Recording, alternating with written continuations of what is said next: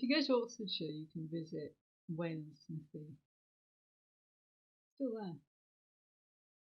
It's a very real place. So here are some stories about Wayland, who was a master smith who combined the practical things of working with metal with the magic.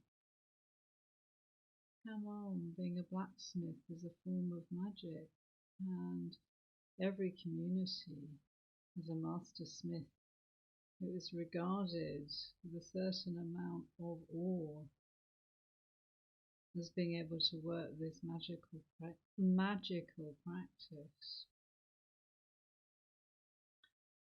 Wayland was taught by his grandfather, Wader. Wader taught the boy child everything he knew about the craft, about the skill of being a smith. And Wayland could make even the most humble, ordinary tool into an object of great beauty. Because tools are beautiful things, aren't they? I think so. And so Wader took his grandson to the place that we now call Wayland Smithy.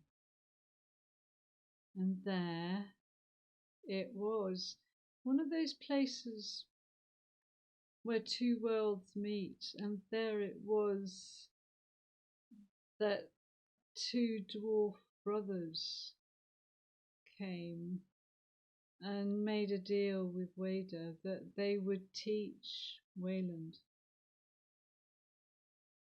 the dwarf knowledge and the dwarf skill, for they could see that Wayland was capable of great work.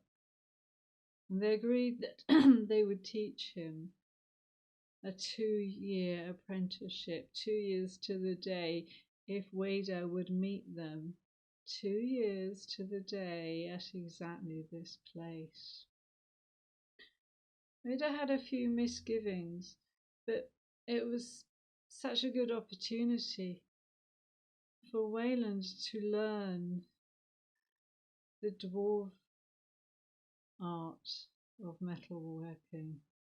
For of course, if you know the old stories, you'll know that the dwarfs could work many magical things. Dwarfs made Mjolnir, Thor's great hammer. That's another story.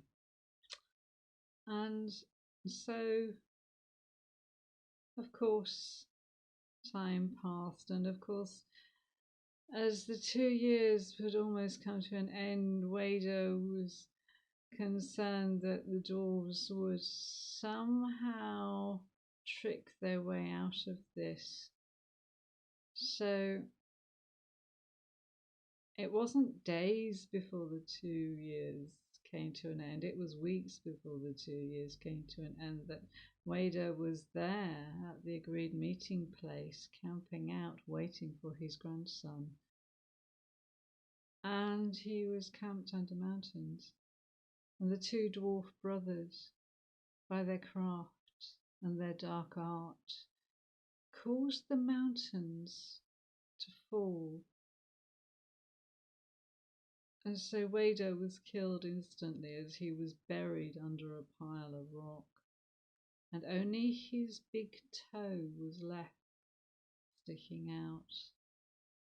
And so when the time ended, Wayland, still a child really, was excited to see his grandfather, and he had hidden in his tunic a sax knife that he had made to give to his grandfather. And so it was that he saw the pile of rock, and so it was that he saw his grandfather's big toe sticking out and realised what had happened. And so it was that he turned and, child as he was, began to try and fight the two dwarf brothers with his sax. And just at that moment, Wade Wayland's father arrived with other Saxon warriors, and they rescued Wayland, and they took him home,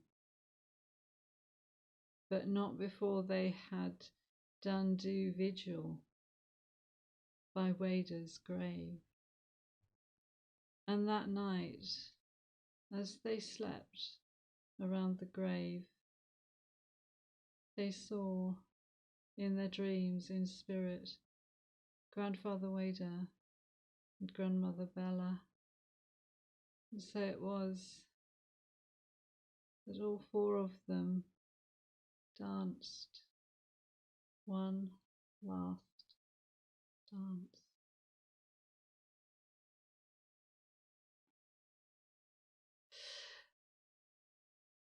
There are some more. Another story of Wayland the Smith coming up. Various other Anglo-Saxon stories. Please do subscribe to my channel. I also tell Viking stories, and I'd love to be able to carry on telling. So please do subscribe, and please do try telling yourself, free yourself from the printed word, and let your tongue lead you along the well-trodden path of the bard, the skald and the shop. It's enormous fun, it really is. Hope to see you again soon. Find out what else happened to Wayland, the Master Smith.